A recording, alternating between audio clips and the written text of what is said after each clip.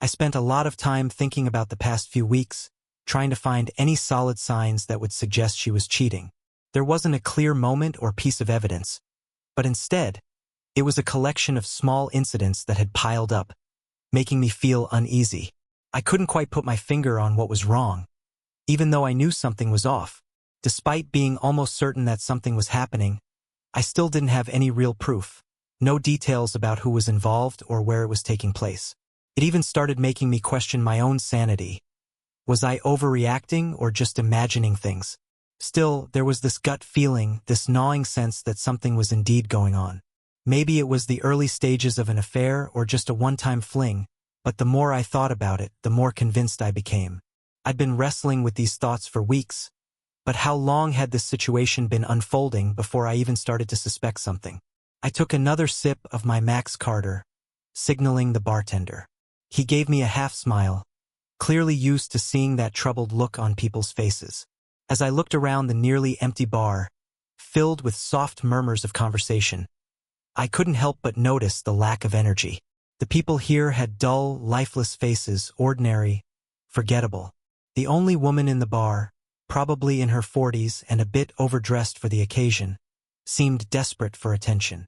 She was getting drinks from an older man who seemed eager, but I could tell he didn't need to try that hard. She already had him pegged. The others were just killing time, their spirits further dampened by the rain falling outside. Soon, they'd all find excuses to leave the sanctuary of the bar and head home. I was still uncertain about what I should do next. Then I heard a voice. I turned, and there she was, looking at me with eyes that seemed to see right through me. I tried to say something, but the words wouldn't come in the dim light of the bar. Evan, dripping water, started taking off her coat, and I found myself wondering why she was here. I asked her, and she said she had come because she was worried about me. She had a feeling I'd be here and suggested we talk. I studied her, unsure of her motives. Could I trust her? I took another sip of my drink to steady myself and ordered her a vodka and soda. We waited for the bartender to move away before continuing our conversation, our eyes locking in a silent struggle for control. Evan pointed out that she'd noticed how I'd been acting lately, like I was carrying the weight of the world on my shoulders. I looked into her brown eyes but quickly looked away. There was this quiet understanding between us, even if I didn't want to acknowledge it. I reassured her that everything was fine, trying to brush off the tension, but she wasn't buying it. My attempt to downplay things hit a wall and my heart sank. She set her glass down and locked her fingers together, leaning forward. She told me she knew what was going on.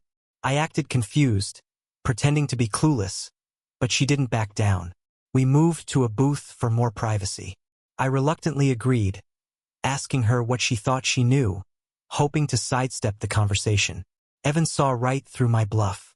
She told me I couldn't lie to her after all the years we'd known each other. She urged me to talk, saying I needed someone to confide in.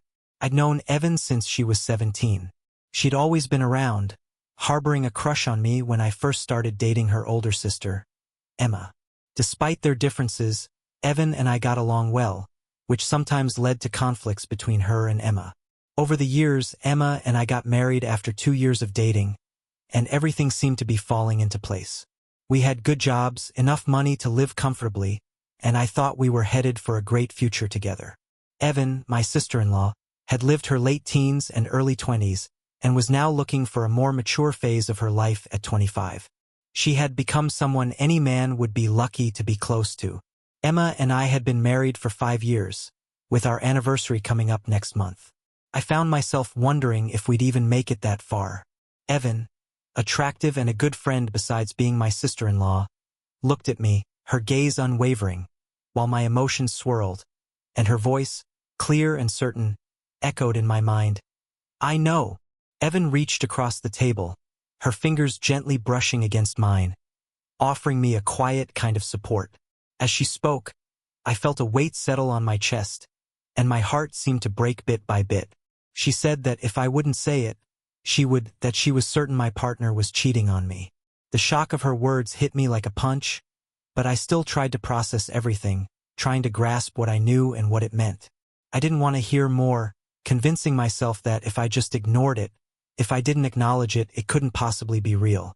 Maybe by avoiding the truth, I could protect myself from the pain of facing it head-on. Evan noticed my blank stare and asked if I was in shock or just denying it. She told me she loved me and urged me to wake up, suggesting that it might just be a misunderstanding. But I wasn't ready to face it, so I deflected, continuing to deceive myself. Evan's expression darkened with frustration, her eyes flashing with anger. She raised her voice, which caught the bartender's attention. I quickly assured him that everything was fine, but Evan didn't back down. She apologized to the bartender but then turned back to me, her frustration obvious. She told me she was worried about me and that I needed to see the situation for what it was. Something needed to change. I reluctantly agreed to start taking action, and Evan shared her suspicions with me. She told me about an incident a few weeks ago when she was with my partner, and my partner received a call. Evan found it odd that she left the room to take it, especially since they were sisters. I nodded, the weight of dread sinking in. Evan continued, revealing that she'd checked my partner's phone and found there was no passcode. The call had been from someone named Daniel. Evan didn't recognize the name, but she decided to keep an eye out for any patterns. I asked who this Daniel guy was, needing some clarification. After a week, Evan finally figured out who he was. He was someone my partner knew from before our relationship, someone they'd reconnected with through social media or chat sites, and the messages had been going on for weeks. I admitted that I hadn't known about any of this, only feeling like something had been subtly pulling us apart. Evan acknowledged that, but explained it wasn't anything obvious. It was subtle, but it felt like pieces were falling into place for them. I asked if it was just a couple of old friends messaging each other, reminiscing about the past, and Evan confirmed that's how it started, but hinted that things had shifted. I was taken aback and asked if I hadn't noticed anything strange. I mentioned how it seemed like there were always circumstances keeping us apart, and how there hadn't been any real time for fun either. Evan stared at me, as if in disbelief. I met her gaze, waiting for her next words. She told me to take my head out of the sand and face reality, reminding me again that she loved me. In response, I asked how far this had really gone, needing to understand just how deep the situation was. Evan's eyes flickered for a moment, silently confirming my worst fear. My anger began to rise, and I immediately bombarded her with questions. When had this happened? How often? Where had these encounters taken place?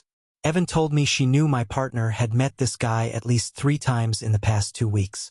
At first, she hadn't been sure, but 2 days ago, she became certain. She'd had lunch with a friend who worked with Emma, and some details slipped out during their conversation. Evan learned that Emma had met this guy twice for lunch and at least once for dinner the previous week. She asked if this lined up with anything I had noticed or suspected. I sat there, absorbing her words. There had been a couple of times recently when I tried to arrange a lunch with Emma, but she wasn't there, or had just stepped out. Was that when she'd met him? Then there was that seminar she had to attend last week. It was a last-minute thing set up for after work. She came home late that night, after midnight in fact, and told me it had run long. She said the team had gone for a drink at the hotel bar to unwind before heading home.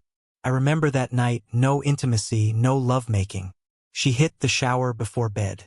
My mind was spinning, racing to make sense of these painful details.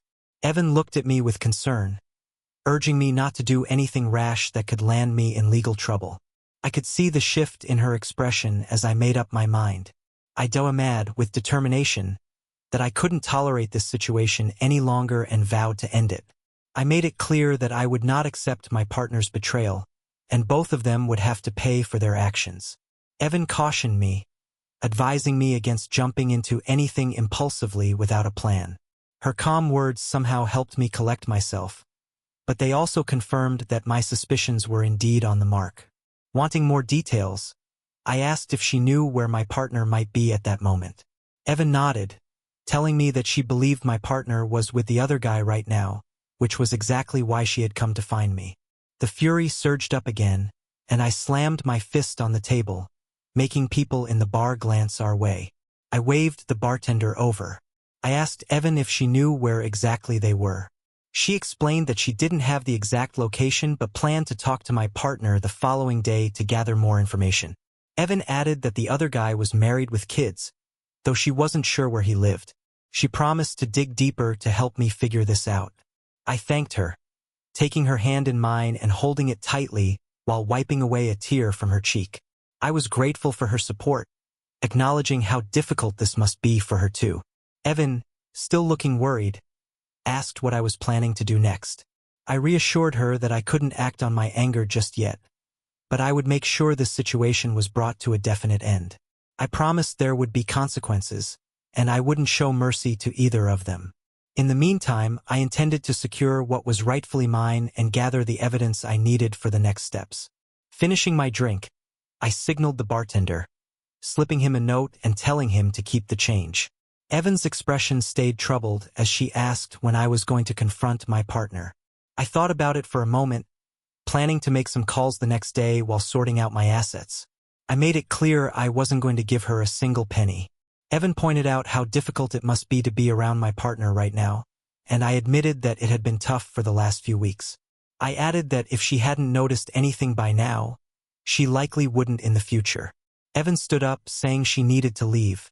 I offered to talk again tomorrow, and she agreed, promising to find out more for me. She slipped on her coat, and I stood to help her. As she stood close, I couldn't help but notice how much she looked like her sister. She met my gaze, her eyes filled with tears, and I kissed her cheek, assuring her I'd be fine. She smiled, then walked out into the rain-soaked night. I sat back down, took a deep breath, and began to plan my next moves. One thing was certain in my mind. They would pay for what they'd done, and when the time came, my retaliation would be swift and unforgiving. Update: I don't recall much of what happened after that. Somehow, I woke up in my own bed, with a mouth feeling like the bottom of a birdcage. My head was still spinning as I slowly lifted it from the pillow. Rolling over, I realized I was alone. Emma wasn't there. My senses gradually started to kick in, and I heard sounds from downstairs. I swung my feet over the edge of the bed, trying to stand. As I stumbled into the bathroom to shake off the grogginess, I started to piece together the night before. Entering the kitchen, I found Emma there, looking at me with concern and asking how I was feeling. I mumbled something about having a drink with an old friend and getting carried away. I sat down, poured some orange juice, drank it, and poured another glass. When she pressed me for more details about this friend, I quickly thought on my feet. I mentioned a guy named John, saying I'd known him for a long time and that he was in town for a couple of days on business. At the mention of John, I saw something flicker on Emma's face before she turned away. I elaborated, talking about our college days and the years we played football together. Emma looked a little puzzled, as if she couldn't recall John, but she brushed it off, saying it didn't matter as long as I had fun. That was the first warning sign. I casually asked her about her activities the night before, trying to keep it light. She claimed she'd finished work, then gone out for a meal and drinks with some colleagues. She said she'd been home by 9:30, worried about me because of a late meeting. I knew she hadn't been home by then. I was still home until 10 p.m. and decided to head to the bar after realizing something wasn't right. That was the second warning sign. She kept talking about things she had to do that morning, hinting she might be late in the evening. John, she said, was supposed to reach out and they had plans to catch up. I suggested inviting John over, emphasizing how nice it would be to reconnect with an old friend. Emma agreed, asking if I remembered him, using a soft, affectionate term.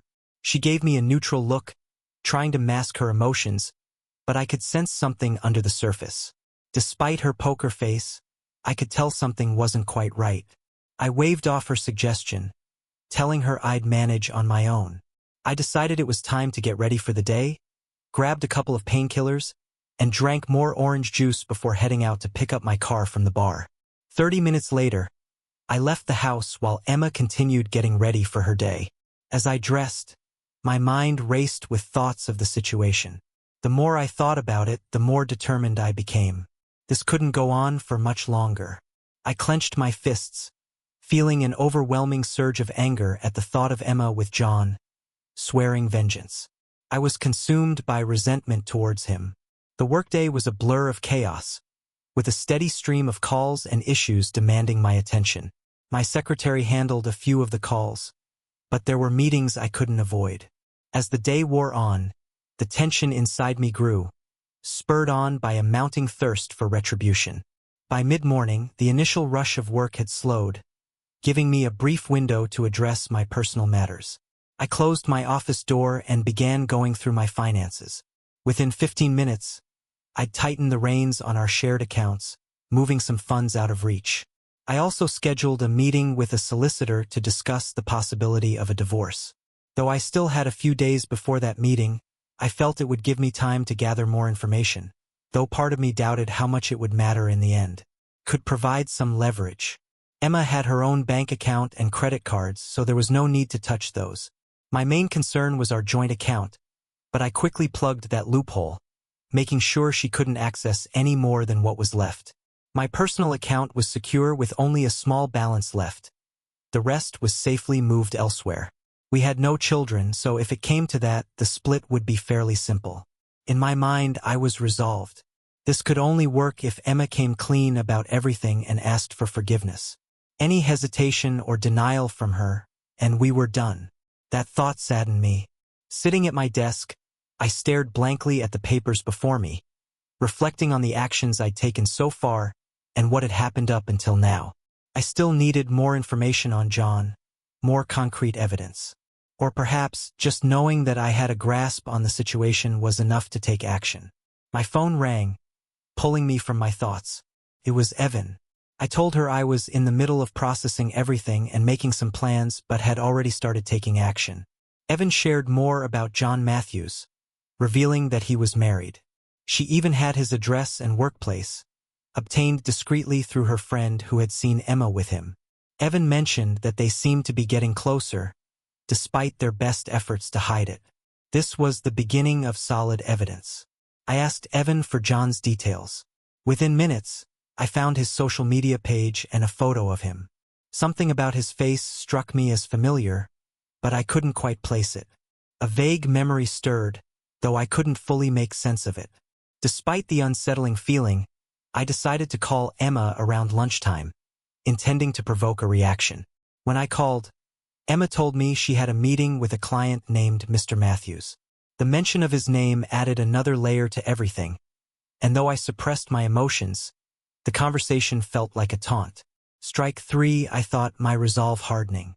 I told her I'd see her later, though my jaw tightened as she ended the call with a declaration of love. Once the call ended, my anger surged. I sat there, clenching my teeth, grappling with the unsettling truth that was unfolding.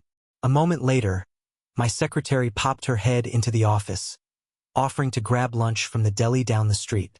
After considering it for a second, I asked her to surprise me with something hearty, something rich in red meat, something to sink my teeth into.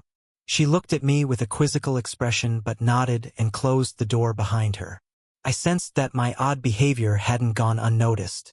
She must have felt that something was brewing beneath the surface. Meanwhile, Evan had stopped by her sister's office. As she entered the building, she spotted Emma leaving the elevator with a tall, dark-haired man, about 30 years old. It was John Matthews, the same man Evan had identified from his online photo. Evan stepped in front of her sister, surprising Emma, who seemed startled by the interruption. Evan casually explained that she was just dropping by to see her sister and maybe grab lunch together. Emma, looking uneasy, mentioned that she and Mr. Matthews were about to have a business lunch and suggested meeting another time. Mr. Matthews introduced himself, and Evan, feigning innocence, asked how long he'd known Emma. The question seemed to catch him off guard, and Emma quickly pulled him away, mentioning they had a meeting to attend. As they left the building and got into a waiting cab, Evan smiled to herself, watching her sister glance back at her before they drove off. I sat in my office, munching on a massive sub packed with red meat, savoring each bite as I thought through my next steps. Evan had confirmed that Emma had left her office, so she called Emma's secretary and learned that she'd be out all afternoon. Perfect timing. Everything was in place regarding my finances, and I had a locksmith on standby with everything prearranged. My solicitor was ready to go, waiting for me to provide the last pieces of the puzzle. Tonight would be the first phase. I was going to mess with both of them for a while before I made my move. My father always used to say, "Don't let them know you're coming for them. Just take Route 1. Be direct and destroy them." A man of few words, but his advice had always been spot on. I hadn't remembered that recently, but it was coming back now. The plan was in motion. Update. That evening, when Emma walked in, everything seemed normal at first, but then I caught the faint scent of men's cologne. As I went to kiss her, she noticed my reaction, and without saying a word, I gave her a brief kiss on the cheek and made my way toward the door. She asked, "Where are you going? Is everything okay?" I told her I was fine but had something to take care of. I mentioned I was heading to Lucas's for a poker game with a few colleagues, hoping it would help me keep my mind occupied. I closed the door behind me and drove off, grinding my teeth in frustration. When I arrived at Lucas's, I parked outside and walked into his garage.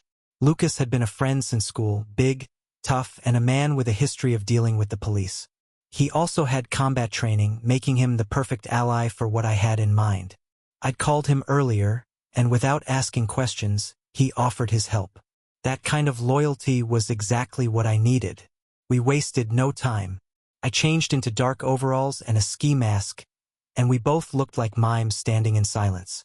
No words were exchanged as we slipped into a nondescript, second-hand car Lucas had obtained. Nothing flashy, nothing that would stand out. We cruised slowly across town to the address Evan had given me.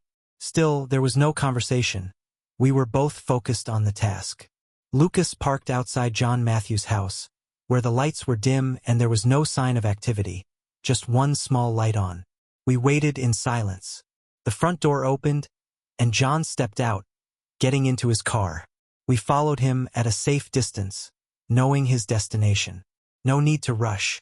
We parked at the driving range, where only a couple of cars remained in the lot. The tension inside me was almost unbearable, but we stayed put, watching. As John made his way to his car, Lucas got out and stealthily approached him. A few minutes later, we were back in the car, slipping quietly out of the parking lot. Lucas removed his gloves and mask, remarking on how smoothly the operation had gone. I thanked him, appreciating his help. He told me not to worry, saying he owed me more than I could ever imagine. I reminded him that friends help each other out, and at least his hands weren't injured. Plus, there was no CCTV in the parking lot. We drove back in silence, and Lucas suggested starting a poker game with the others, who would be arriving soon. The mood among the guys was light, and they knew what was going on, offering support and boosting my confidence for the upcoming showdown with Emma. But before I confronted her, I wanted to play a few mind games first. I stumbled through the door just after 1 a.m., purposely exaggerating the amount I had to drink. Lucas had arranged for one of the guys to drop off my car. Emma, waiting up, eyed me suspiciously. She immediately asked about my lateness and gave me a once-over. I brushed her off, telling her Lucas and the guys had dropped me off and I'd had a bit too much JD. I ignored my jacket and missed the coat pegs as I slumped onto the sofa, staring at her. She sat there, arms crossed, her expression one of disgust. I didn't say a word, just waiting for her to speak. Unable to keep quiet, she asked, "What's going on? Steve? Is there someone else or something?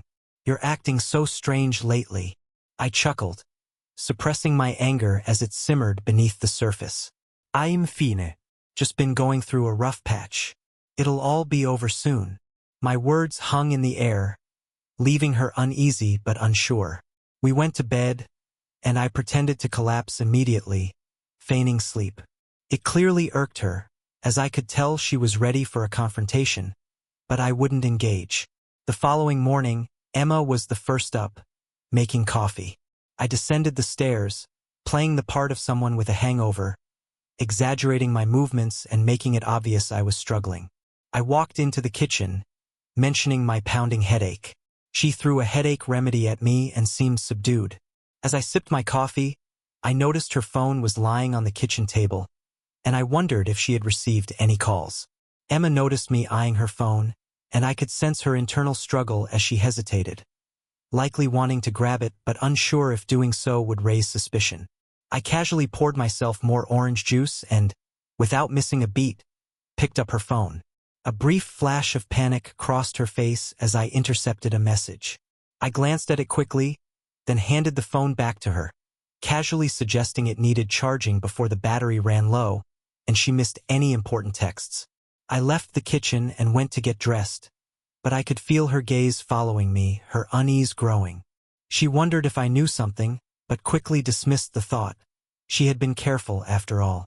Their involvement had only been going on for a few weeks, lunches, 3 dinners, and a few hotel stays. She thought it was nothing more than a fling, confident that I would never find out. After all, I hadn't seemed to notice anything before. As I got dressed, she found herself wondering about our intimacy. She couldn't remember the last time we'd been close, and she considered if that lack of connection had triggered my suspicions.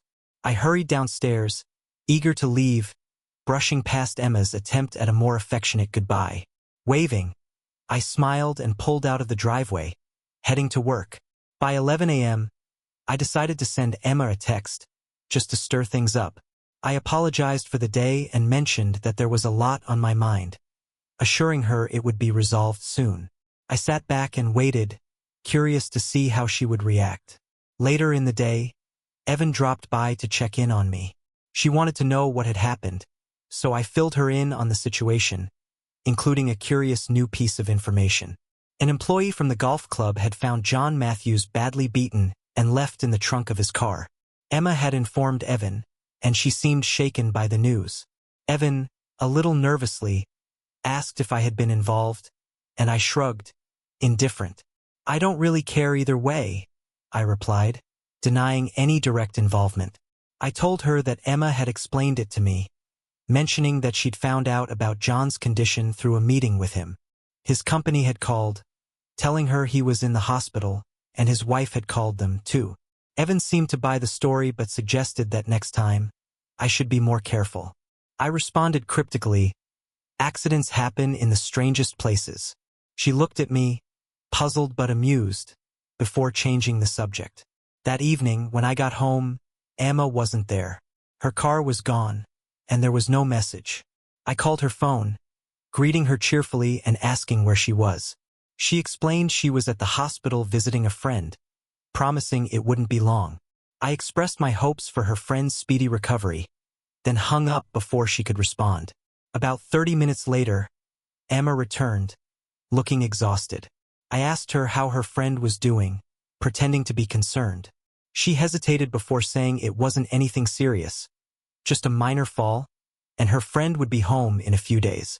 I suggested we have some coffee, and she agreed, thanking me as she sipped the hot beverage. She then casually brought up an incident at work, mentioning that one of her company's reps had been assaulted recently. I feigned surprise and asked for more details. She explained that John had been attacked and left in his car overnight, but was now doing okay. Nothing was stolen, she assured me, but the whole thing seemed random and pointless. As she spoke, I couldn't help but notice the contradiction. John wasn't hurt too badly, but Emma had just told me she didn't know him. The gears in my mind started turning. She noticed me looking at her, and for the first time I saw the realization in her eyes. She had made a mistake. She scrambled to cover it up, but she knew it was too late. I knew exactly what was going on. Emma quickly excused herself, heading upstairs to change. I could sense she was about to make a call, and I couldn't help but wonder who it would be. I knew I had to move things along.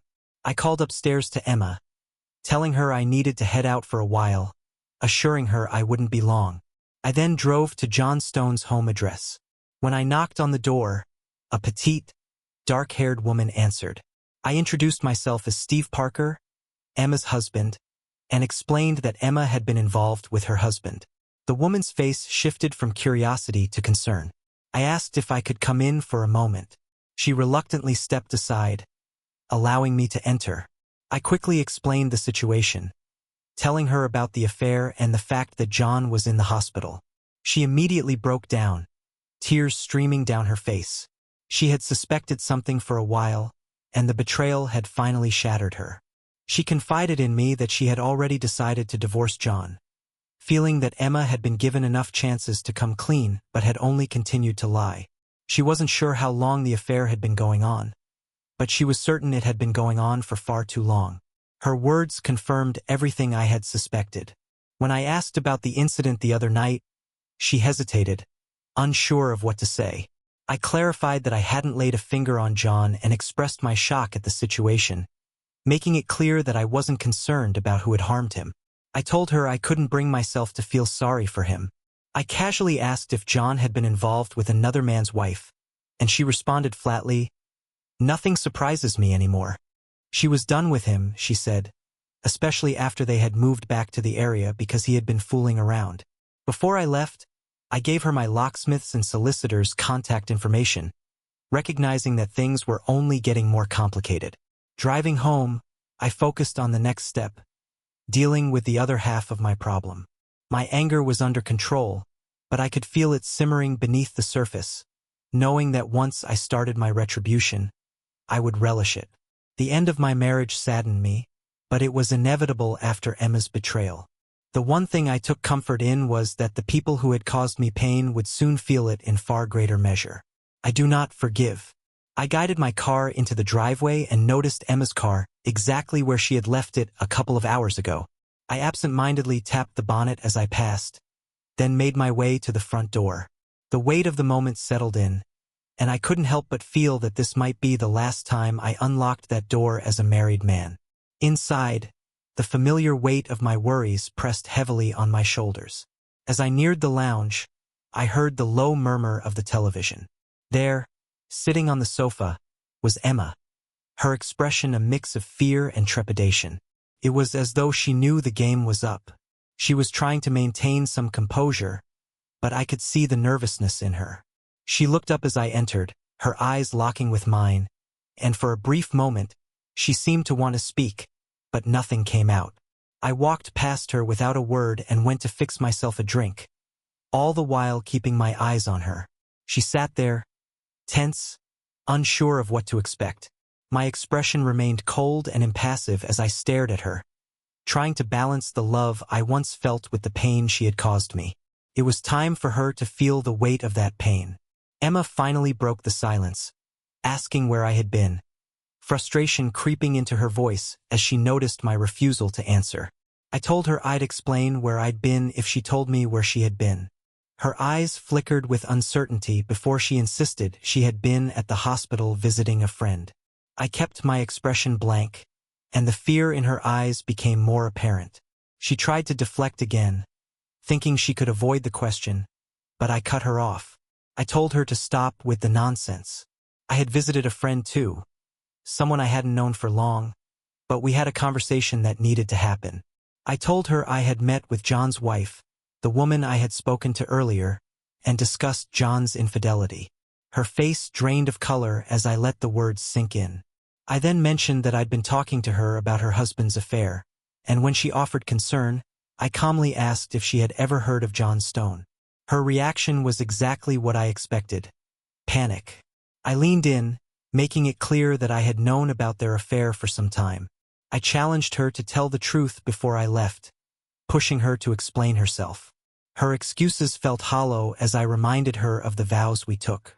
I told her I was sick of her lies and that she had treated me like a fool. I sarcastically questioned whether the affair had really only happened twice, as she claimed, and whether it was worth sacrificing everything. She apologized, claiming it hadn't meant anything, and promised she would do whatever it took to make it right. I laughed bitterly, accusing her of only being sorry she'd been caught. I told her if I hadn't discovered the truth, would she have stopped? I told her all her lies had become second nature, and only she still believed them. The woman I had married was gone, and as she looked at me, I could see the realization dawning on her. She understood the gravity of the situation. She asked what she could do, pleading with me to reconsider. I told her we were done and immediately called Evan, informing her that Emma would be leaving. Emma, stunned, asked where she could go. I answered coldly, telling her she could go anywhere she wanted, even back to the hospital to see her boyfriend. I didn't care anymore. We were finished. A knock at the door interrupted us, and I opened it to find Evan. I instructed her to get Emma out of the house. I warned Emma that if she didn't leave, I was afraid of what I might do to her. As much as I hated what she had done, I still cared about her in some way, but it was time for her to go. Evan quickly gathered Emma's things, and in less than 10 minutes, she was gone. I thanked Evan for her help and told her I would be in touch. As Evan hurried Emma out the door, I couldn't help but listen to the sound of my wife sobbing in the background. I watched Evan load the suitcases into her car and drive off, feeling the weight of it all start to lift. But the real challenge was yet to come, getting Emma out of my life for good. I knew retribution would help me heal. Later that night, I stood by the fire I had built in the backyard, watching everything of Emma's go up in flames. There was no way I would ever allow her back into my house. No way I could forget the betrayal. The end of my marriage had come, and with it, the beginning of something new.